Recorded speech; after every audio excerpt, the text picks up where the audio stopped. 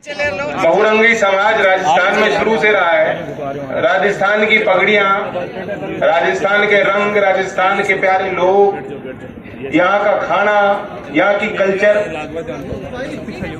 सबको प्यारी लगती है। और ये समन्वय का कल्चर है, ये संगम है। उसी संगम का दृश्य जो सामाजिक समरसता, जो आदर्श बाबा साहब हमारे लिए बना के गए, जिसके निर्माण में चौधरी चरण सिंह जी का बड़ा योगदान रहा, उनकी विजन थी, वह संगम आपने यहां खड़ा किया। और आने वाले समय में एक बदलते भारत में जो समाज की बदलती तस्वीर बनेगी, जिसमें नौजवानों की बड़ी भूमिका होगी, उस सार्थक परिवर्तन को लाने में, उस सामाजिक क्रांति को एक असलियत में बनाने में, उसमें सामाजिक समरसता ही मूल आधार हो। बराबरी, हमें देश ने संविधान मिला है, हम सबको एक एक वोट मिली है, तो फिर हम बराबर हैं। ये हमारा हक है, हमारा अधिकार है, कोई छीन नहीं सकता। ये तो व्यवस्था का बोझ है कि अभी भी अमीर और गरीब में फर्क है, शहर और गांव में फर्क है। किसानी मजदूरी करने वाले व्यक्ति के अंदर अगर कोई हीन भावना पैदा होती है, ये उस व्यवस्था की मार हम पे पड़ रही है। जिस व्यवस्था के खिलाफ चौधरी चरण सिंह जी ने बिगुल बजाया, दिन रात एक किया, आपके अंदर यह आत्मविश्वास उन्होंने जगाया कि तुम गांव में पैदा हुए व्यक्ति हो, तो तुम्हारे कदम, तुम्हारे बढ़ते कदम ये देश के मुख्य धारा में चल सकते हैं, राजनीतिक गलियारों में तुम अपना स्थान बना सकते हैं। वही लड़ाई देश के आजादी के 75 साल बाद भी हम लोगों को लड़नी है। और हम प्रेरणा ले सकते हैं कि हमारे जो पूर्वजों ने किया है। आज राजस्थान के लिए बहुत अहम दिन है, क्योंकि महाराजा सूरजमल जी का बलिदान दिवस, और ये वो क्षेत्र है जहां के बच्चे, जहां के नौजवान, जहां का युवा उसी तरह से, उसी अंदाज में, उसी जज्बे के साथ, उसी भावना के साथ देश की रक्षा के लिए खड़ा है और कुर्बानियां देता है। सीकर, झुंझुनू, राजस्थान, ये वो बेल्ट है जहां हर घर में आपको मिलिट्री में, पैरा में बच्चे मिल जाएंगे। हर गांव में आपको शहीद की मूर्ति मिल जाएगी। लेकिन शहीद की मूर्ति लगने पे वह परिवार रुकता नहीं, अगली पीढ़ी और तैयार होती है। ऐसी प्रबल भावना हमने देखी है क्षेत्र में। लेकिन दुर्भाग्य है कि आज ऐसी सरकार आ गई जो इस भावना को समझ नहीं पाई। ऐसी सरकार आ गई जिसने पहला वार किया तो इस भावना पे किया। अग्निवीर योजना किसी ने नहीं मांगी। पसंद आ रही है आपको योजना? ये कोई योजना नहीं है। कटौती करनी है तो 1000 योजनाएं जिन पे कटौती होनी चाहिए। लूट है, भ्रष्टाचार जिनमें हो रहा है, सबको पता है। धरातल पे कुछ नहीं है। सरकारी फाइलों के जाल में फंसा रखी है योजनाएं। कटौती करनी है, कैंची चलानी है तो मोदी जी वहां चलाते। लेकिन देश के नौजवानों को यह कहना कि भारतीय सेना में भी स्थायी नौकरी किसी को नहीं मिलेगी, भारतीय सैनिक को पेंशन देने के लिए हमारे पास पैसे नहीं है, लानत है ऐसी सरकार। ऐसी सरकारों को सत्ता से बाहर करना होगा। ऐसे लोगों को ठोकर मार के सत्ता से बाहर करना होगा। ये धकेलने का काम मैं और आप, चंद्रशेखर आजाद, लोकदल और आजाद समाज पार्टी और हमारे यूपी में सहयोगी दल हैं, हम लोग सब लोग मिलकर कोशिश करेंगे, जो विपक्षी पार्टियां हैं, कि हम लोग एकता बनाकर आपके लिए, और हमारी जो ताकत बनेगी, मेरा वादा इन नौजवानों को है। एक बड़ा सीन बना था कि जब एक कागज की तरह एक फाड़ दिया गया था, वो तो कंट्रोवर्सी हो गई थी। लेकिन मैं वादा कर रहा हूं कि हमारी सत्ता में इतनी भी अगर हैसियत होगी और ताकत होगी, 2024 में आप बनाओगे तो पहला काम करेंगे कि अग्निवीर योजना को ऐसे फाड़ के फेंकेंगे। और जो आज अग्निवीर बन गए, चिंता मत करना। आज तुम पे कब चिंता हो रही है, कब गाज गिरेगी, हम में से कौन रखे जाएंगे, किनको कहा जाएगा लौट जाओ, तुम्हारे लिए नौकरी नहीं है। जो जो अग्निवीर बन जाएंगे अब से लेकर 24 तक, उनकी भी नौकरी पक्की करेंगे। आज चौधरी चरण सिंह जी की जयंती है, हमें कुछ संकल्प लेना चाहिए। कोई लंबा चौड़ा भाषण नहीं करूंगा, 3 बात रखूंगा बस। पहली बात तो किसानों से जुड़ी हुई है। आज किसान की माली हालत अच्छी नहीं है और खेती भी महंगी होती जा रही है और पूंजी भी आप किस तरह जोड़ के लगाते हो ये भी आप जानते हो। एक वो दौर भी आपने देखा जब चौधरी अजीत सिंह जी को आपने ताकत दी थी और देश के पार्लियामेंट में खड़े होकर उन्होंने सवाल किया था कि एक तरफ बड़े शहरों में अगर कोई गाड़ी खरीदना चाहता है तो 6, 7, 8% पे उसको लोन मिल जाता, लेकिन ट्रैक्टर का लोन 13-14% पे उस समय मिलता था। तो ये कैसी व्यवस्था है? खैर उसके बाद कुछ कदम लिए गए, केसीसी की व्यवस्था है। आज कहने को किसानों को बैंक और नाबार्ड के माध्यम से संस्थागत तरीके से जो कर्जा, जो पैसा, जो पूंजी जोड़ना चाहता है उसे दिया जा रहा है, लेकिन हम लोग कभी हिसाब नहीं लगाते। पिछले 6 वर्षों में 11 लाख करोड़ से ज्यादा पैसा ये देश का बड़े लोगों का माफ किया गया, बट्टे खाते में डाल दिया। सरकार से कहो भाई इनका पैसा, इनका लोन क्यों माफ किया? कह रहे माफ नहीं किया तो बट्टे खाते में डाल दिया। बट्टे खाते में डाल दिया, कितना मिलेगा उसमें से? कितना वसूल पाओगे? कितना वापस लौटेगा? ये देश के 50 ऐसे लोग हैं, कितने नाम हैं? नीरव मोदी, मेहुल चौकसी, बहुत से तो उसमें गुजराती होंगे। आप आकलन कीजिएगा, 50 लोग कितना पैसा खा गए, गटक गए, हजम कर गए? 92,500 करोड़ रुपए ये बैंक के द्वारा किया गया का कृत है, लेकिन वो पैसे, वो संसाधन, उन पे हक आपका बनता है। ये आपकी जेब से लूटा गया पैसा है।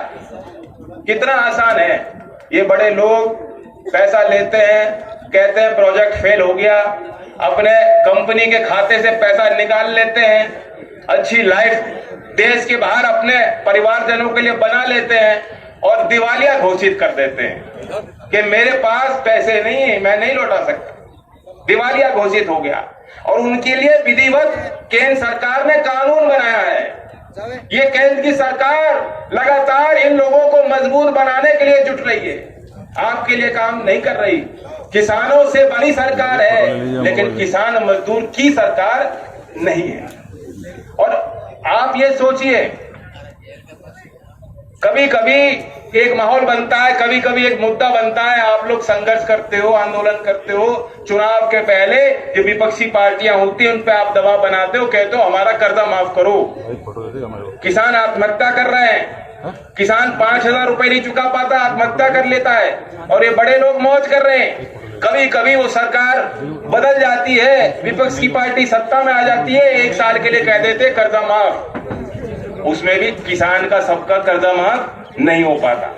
बहुत से ऐसे किसान हैं जिन्हें जानकारी नहीं होती, वो समय पे या तो पैसा दे देते हैं, उनको लाभ नहीं मिलता, या ये भी होता है कि वो अपना पैसा जमा नहीं करते इस उम्मीद में कि मेरा तो लोन माफ हो गया, और उन्हें बाद में पता लगता है कि उनके खिलाफ वसूली के ऑर्डर आ गए, उनकी कुर्की हो गई और पूरी जलालत और बेइज्जती उन लोगों को सहनी पड़ती।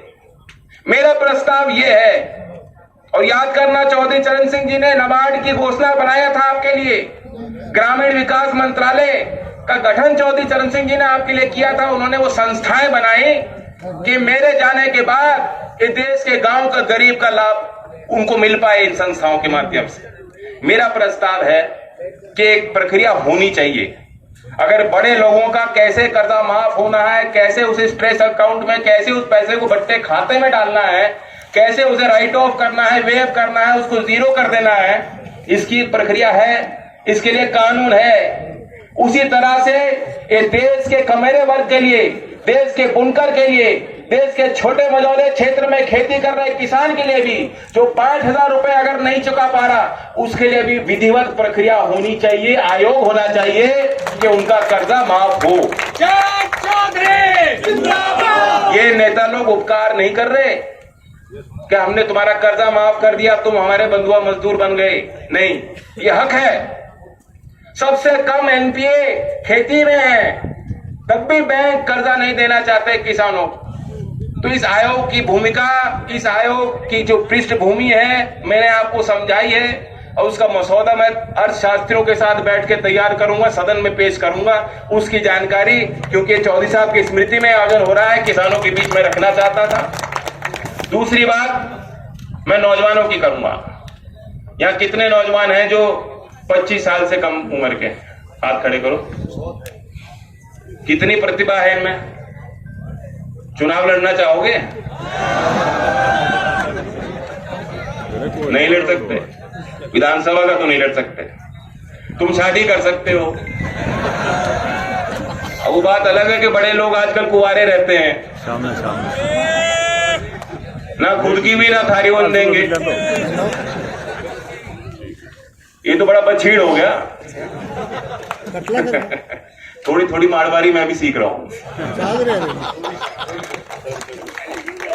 तो आप शादी कर सकते हो, बच्चे कर सकते हो, सरकारी नौकरी कर सकते हो, अधिकारी बन सकते हो, सरपंच बन सकते हो, पार्षद बन सकते हो, अपने लिए, परिवार के लिए, समाज के लिए, देश के लिए बड़े फैसले ले सकते हो। आज जितने बड़े बड़े स्टार्टअप हैं, जो बड़ी बड़ी कंपनियां जिनका नाम चल रहा है, उन्होंने कंपनी 16 साल, 17 साल, 18 साल की उम्र में कंपनी बना दी, हजारों बच्चों को, औरों को रोजगार दे दिया, और हम उनको कह रहे हैं तुम लीडर बनने लायक नहीं। क्यों भाई, क्यों लीडर बनने लायक नहीं? ये सारे काम आपके कंधों पे हैं। दुनिया में सबसे एक युवा देश भारत का है, इतनी बड़ी आबादी नौजवानों की है, तो हक बनता है। इसलिए मैंने एक निजी विधेयक संसद में पेश किया है। मैं चाहूंगा कि आप उसकी चर्चा हर कॉलेज में, जहां बैठक हो, जहां नौजवान मिले, उन्हें टोक के कहो कि तुम लोग दबाव बनाओ, तुम अपने सांसदों को चिट्ठी लिखो, तुम जिस भी पार्टी में हो, नेतागिरी करते हो, अपने पार्टी के अध्यक्ष को चिट्ठी लिखो को सदन में मसौदा तैयार है, उसका समर्थन आप लोग कीजिए, ताकि 21 साल का नौजवान, 22 साल का नौजवान, 23 साल का नौजवान, 24 साल का नौजवान जो आज चुनाव नहीं लड़ सकता क्योंकि आयु सीमा 25 साल की है और राज्यसभा में तो 30 साल की है। अब मैं उस आयु से बढ़ चुका हूं। कहने को हम लोगों को युवा कहेंगे, कितने साल का हो गए भाई युवा? असली युवा तो ये बैठा है, इन्हें मौका मिलना चाहिए। आपके लिए मसौदा मैं लाया हूं, इसके समर्थन में एक सामाजिक आंदोलन की जो रचना है उसमें आपका सहयोग मांगूंगा। आने वाले समय में एक हस्ताक्षर अभियान का हम वेबसाइट भी जारी करेंगे, उसका सपोर्ट कीजिएगा।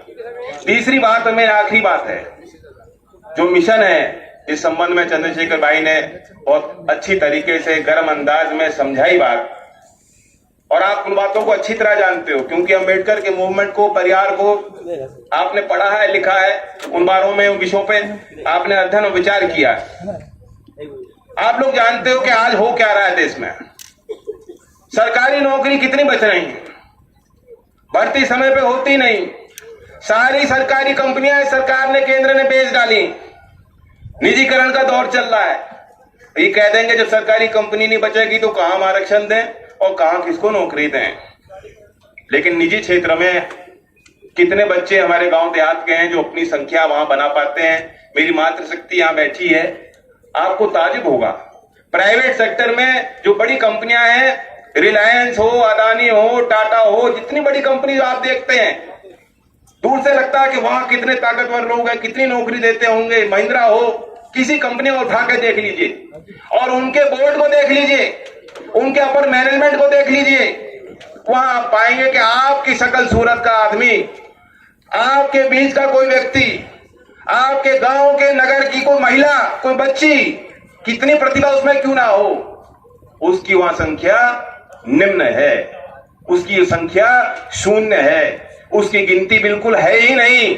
आपको नौकरी मिलेगी तो बड़े शहर में जाओ, मजदूरी करो। आपको नौकरी मिलेगी, एमबीए भी कर लो, इंजीनियर भी बन जाओ, तब भी आपको कहा जाएगा ड्राइवरिंग कर लो, जाओ जयपुर में ड्राइवर की नौकरी खुल रही है। ये हालात है देश के बन गए।